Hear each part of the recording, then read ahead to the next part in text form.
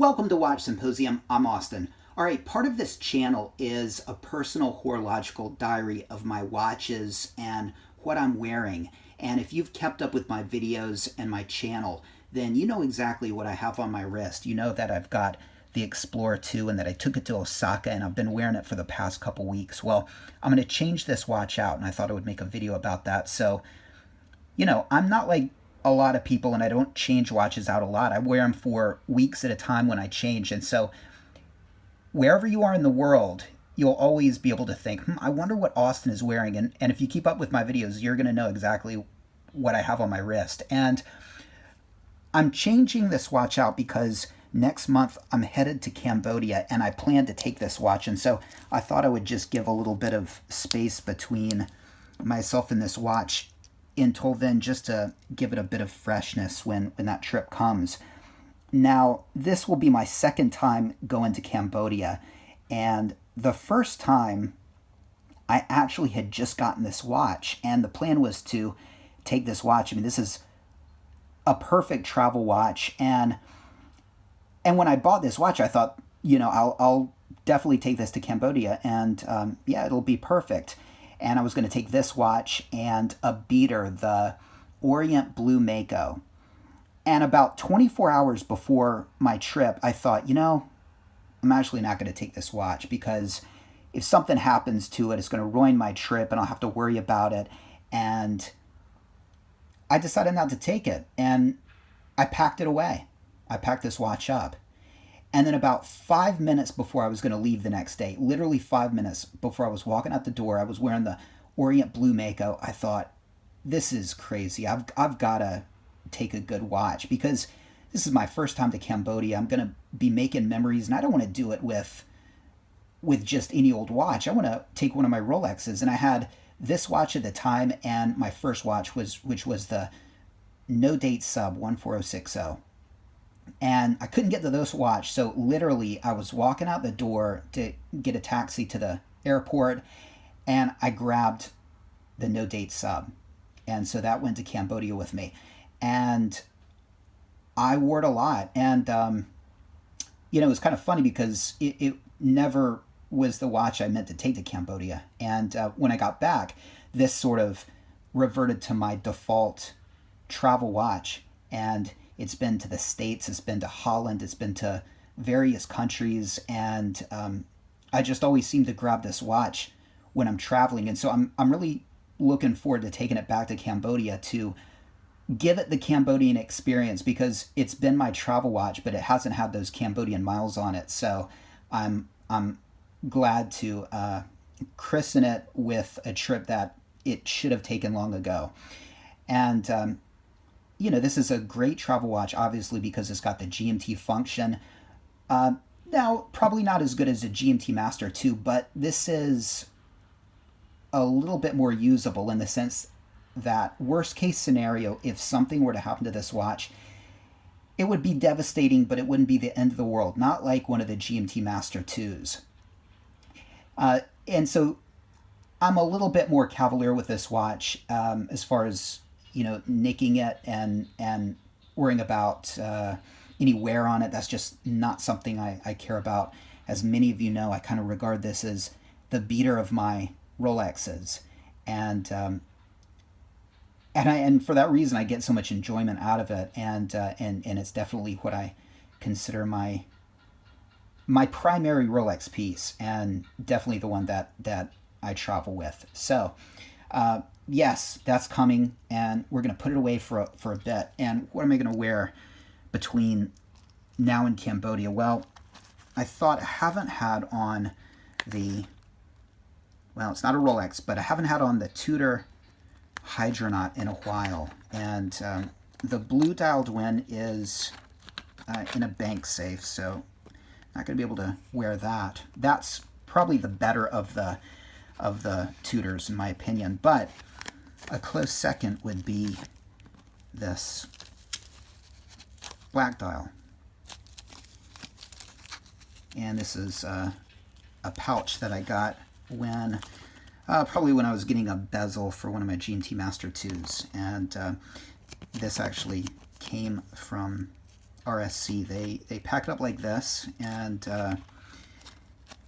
that's the cheap way of sending you home with your watch in a pouch. And yeah, so let's get this hydronaut going. All right, so this has an ETA movement, and this is a very accurate watch. Not quite as accurate as my A serial GMT, but I would say less than +1 a day this watch is. All right.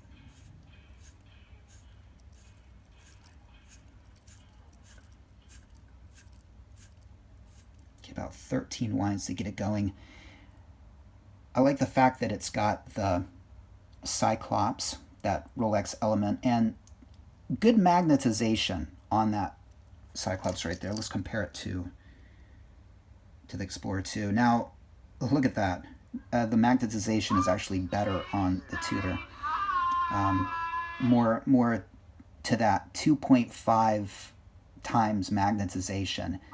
Magnification.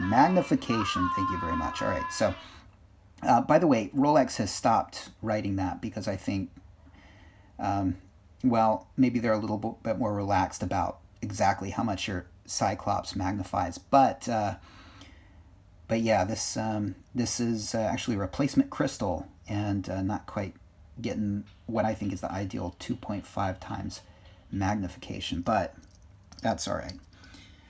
All right, so what do I like about this watch? Well, I'll tell you what I don't like about this watch. Check out the 9 indices. Do you see that? Here, let's zoom in.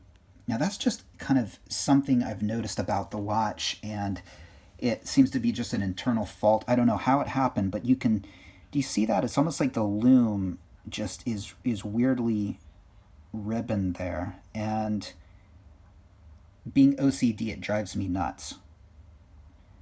And I don't know if they can do anything for it.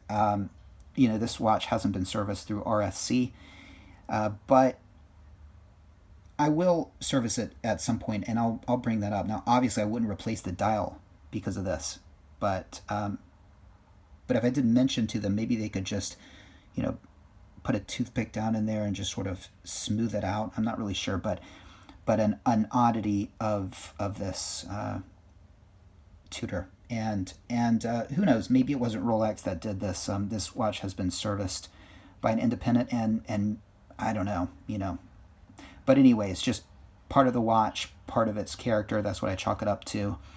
Not ideal. I'd be flipping out if this was like one of my Rolexes, but the Tudors are more usable, at least this black dialed one, so I'm not quite as vexed as I would if it was, say, the blue dialed one or one of my Rolexes, but still not ideal.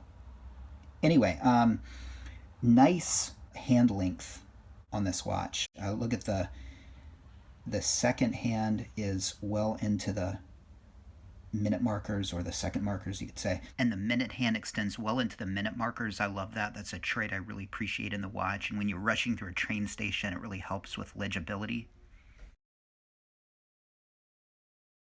Well, let's see if my usable Rolex adheres to that. Not quite. That minute hand could be a little longer if you ask me. Not perfect, but the Tudor is in that regard, so that's great. All right, so like I said, this is a very accurate watch, and let's roughly set it. All right, well, I suppose we have to do the date first, don't we? Okay, it's the 25th.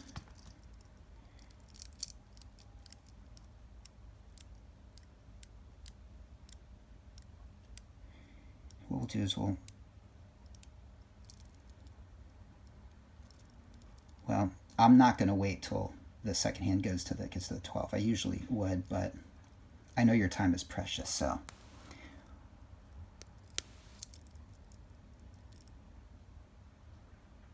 Okay, that must be 12 in the afternoon. And one of the things about the ETA movement, and well, it's great, it's got the the quick set date and the quick change date, you'll notice that the date becomes off center right before it gets ready to change. You can see it right there. It's off center, quite low, and then it pops. It's not something you find with a Rolex, so that's where your money goes when you get a Rolex. All right, so let's see. It is about 2:10 in the afternoon, so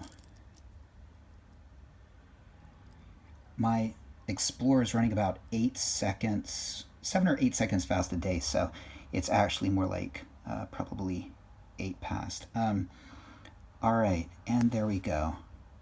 Of course, I will tweak it later, but good enough for now. And this is what I'll wear for the next couple weeks until the Cambodia trip.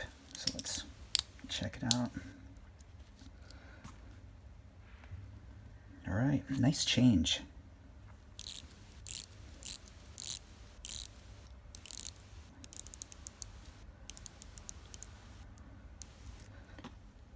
All right, thanks for watching. This has been a public service announcement, so you know what your watch YouTuber is wearing. Thanks for watching. Take care. See you next time.